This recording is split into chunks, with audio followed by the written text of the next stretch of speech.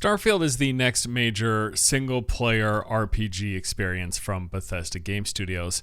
It's also easily one of my most highly anticipated upcoming games. Ever since The Elder Scrolls 3, I've been an avid fan of Bethesda RPGs, spending countless hours in the worlds of Morrowind, Oblivion, Skyrim, and dabbling over the years with the post-apocalyptic Fallout series. The level of world interaction, history, lore, and depth, as well as sheer immersion to the worlds they create, are in my opinion unmatched by anyone else in the games industry. That is to say, there are very few titles that capture the specific experience crafted in Bethesda games. Even with all the oddities, bugs, strange physics, and at times downright broken nature to Bethesda open worlds, I can't deny that there's a magic to the mainline series of Elder Scrolls and Fallout. I also can't deny that they've been slipping up quite a bit recently. Since Fallout 4's release in 2015, we've got a Skyrim re-release, VR versions of Fallout 4 and Skyrim, the horribly busted at launch and multiplayer-focused Fallout 76, an Elder Scrolls phone game loaded with microtransactions, and then again this year, yet another version of Skyrim. That is 6 years of releases, most of which were updated versions of prior games that don't exactly boost confidence in the studio's current direction. In spite of that, I can't help but look forward to seeing what they do with Starfield. The game was first revealed back at E3 2018 and made a fairly big splash at the time, namely because this is their first new franchise in 25 years, which they've made sure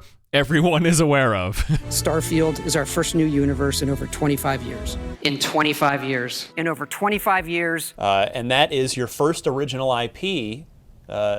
Correct. Since, well, I guess period. And I get that emphasis because beyond this being a new franchise, it's also their first attempt in a while at making a new single-player RPG experience. There's a certain level of expectation that comes from Bethesda when making this kind of a game that's different from the sort of games they've released recently. In fact, according to Todd Howard, this was a large part of the reason they announced Starfield as early as they did. The reason we announced that stuff is we're at the time doing 76 and an Elder Scrolls mobile game, and we wanted to make sure our fans knew, here are the things coming up.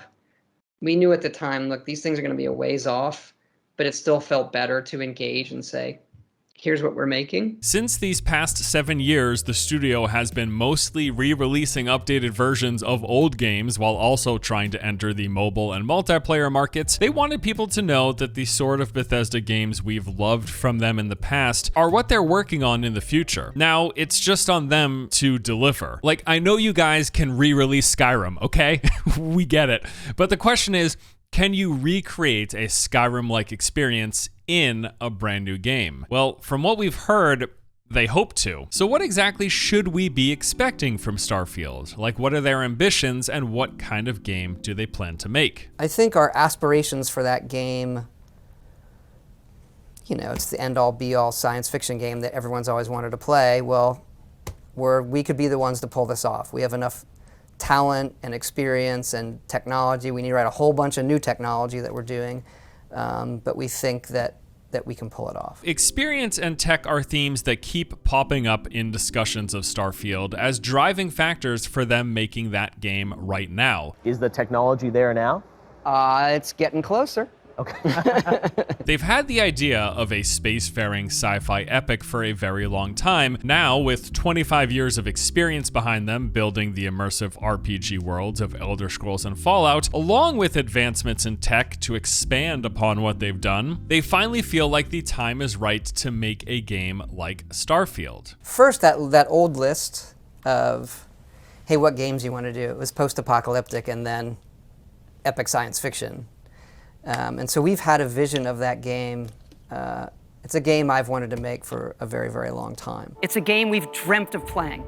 And it wasn't until now that we have the hardware, the technology, and the team who's hard at work at home to make that dream a reality. But improvements in gaming hardware are just one part of the equation. Sure, better processors and graphics cards enable more potential for a game's size, scale, and fidelity, but there's also the improvements to software. Starfield will be Bethesda's very first game built entirely on Creation Engine 2, an overhauled version of the same engine that has powered Bethesda games ever since Skyrim. This isn't entirely new, rather it's an evolution of the prior engine, and that's about all I could confirm. I really wasn't able to find a ton of specifics on the sort of advancements that have been made with Creation Engine 2.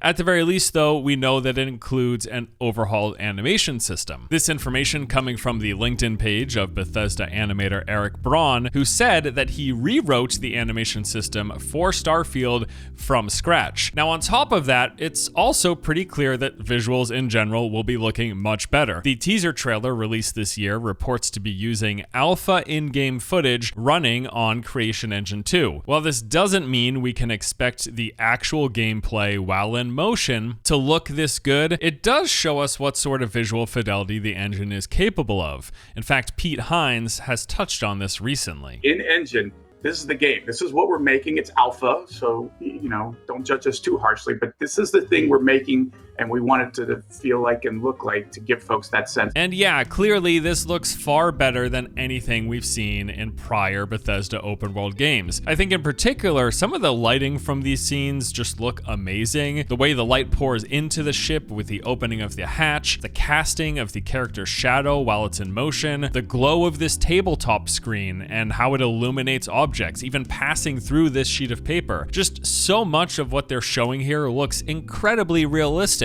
Even if this is just an in-game cutscene, which is probably the case, Creation Engine 2 is clearly doing some impressive work and looks miles better than what we saw with the base versions of Skyrim and Fallout 4. And with how immersive and interactive Bethesda's single-player RPG worlds are, even if the actual in-motion gameplay looks half this good, I'll be pleasantly surprised. The tech and visuals are one thing though. What about game details? What do we know actually about the game itself? In terms of specifics, unfortunately, there are very few bits of information. We have some basic facts. This information pulled from the various official trailers, the website, and interviews that have been done in the years since Starfield was revealed. As we've already covered, this is going to be a classic Bethesda single-player RPG. When you think of a mainline Elder Scrolls or Fallout game, any expectations that come with that are what Starfield aims to deliver. In fact, on numerous occasions, they've said that this is basically going to be Skyrim in space, but they plan to take Starfield further beyond anything they've done before as well. It has what you expect and more, I would say that. I would say we have a team that's worked together for a very long time, done some very big games, done different kinds of systems. Right. Some of those we can rely on, and then we can push further.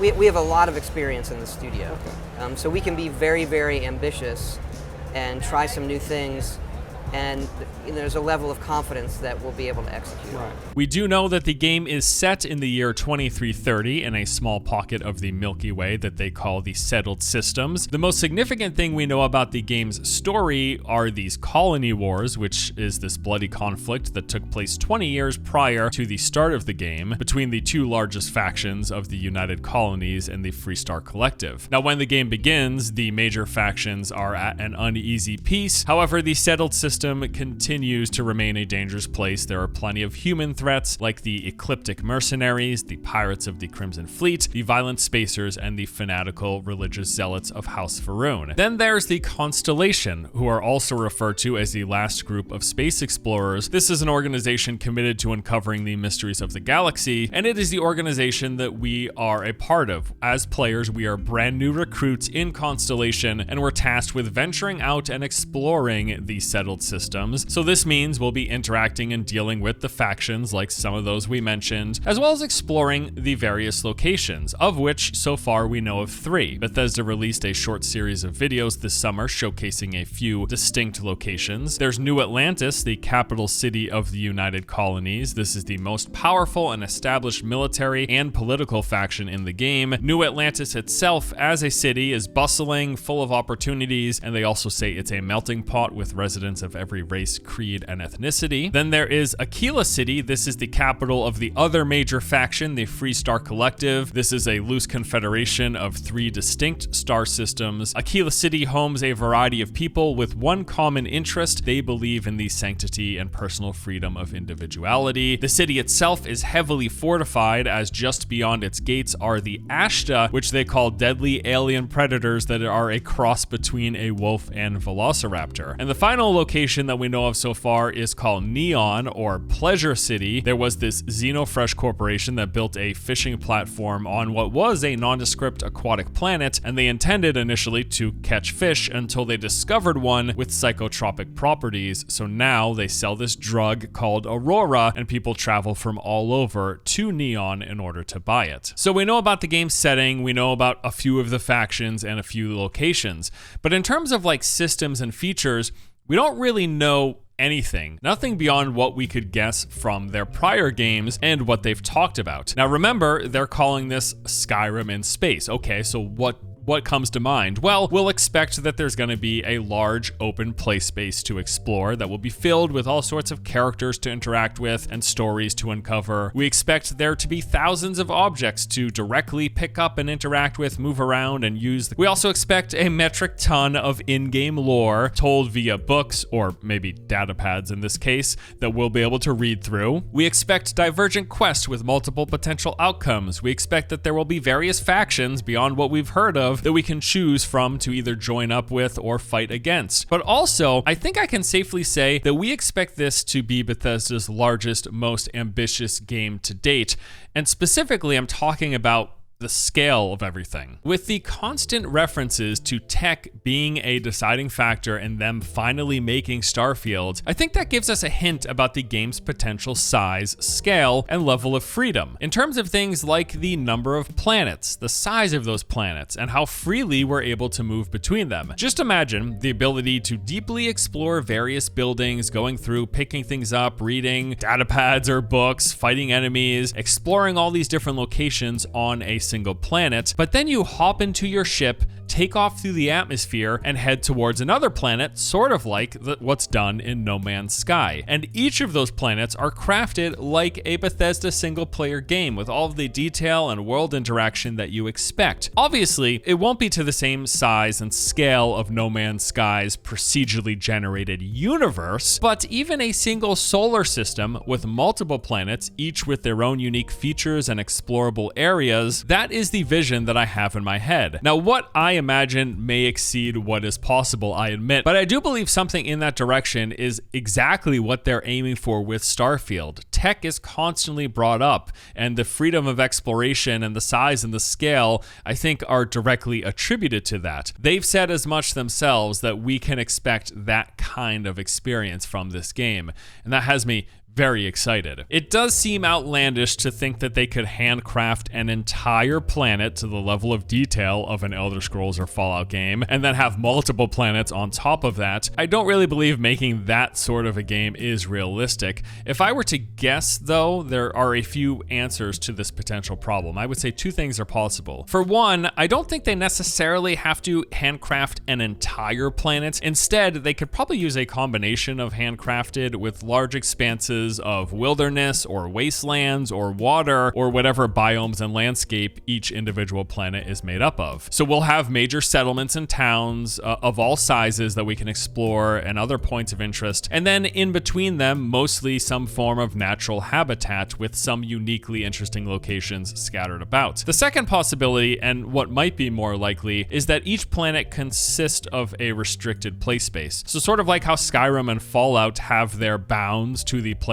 and explorable area, maybe Starfield has individual explorable spaces that are smaller than those games, but we get multiple of them because the game has multiple planets. I'm not sure at this point what direction they'll go in. I do think it's probably unreasonable to have them handcraft super immersive worlds jam-packed like Skyrim or Fallout 4, and then have an entire planet, and then have multiple of those planets, all with that level of depth. But I think some combination of what we've talked about is a possibility, be it a restricted play space per planet with multiple of those, or maybe they do have entire planets, but they'll be filled in with a lot of empty space. I'm not sure which one. I'm probably more leaning in the direction of fully explorable with bounds than having just a bunch of empty filler, which is like nondescript. I don't know that that's really in the spirit of the Bethesda RPGs that we love. One of the great things about their games is that everywhere you turn, there's something interesting to pick up, to interact with, to read, to discover. So having a game with massive planets that are mostly a ton of filler with handcrafted sections,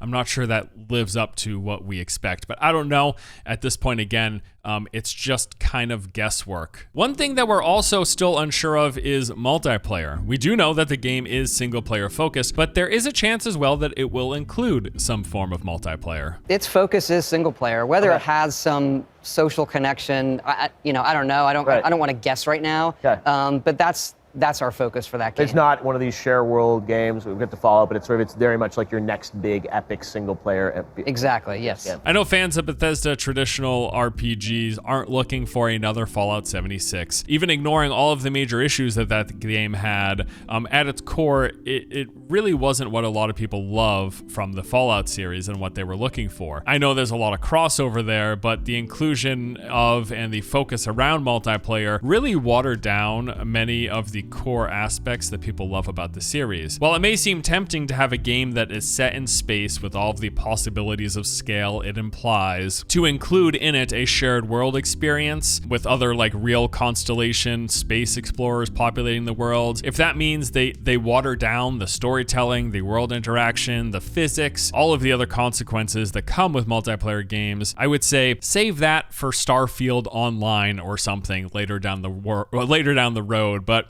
when it comes to Starfield, the single player is what we want. That single player is what I want from this game. I really hope that they've used all the time that they've taken with this to really hone in on that experience and take it to the next level. And we know that this game has been in development for a long time. Back when it was revealed in 2018, we learned it was already far along in development and playable. And then in June of 2019, Todd revealed exactly how long they had been in production.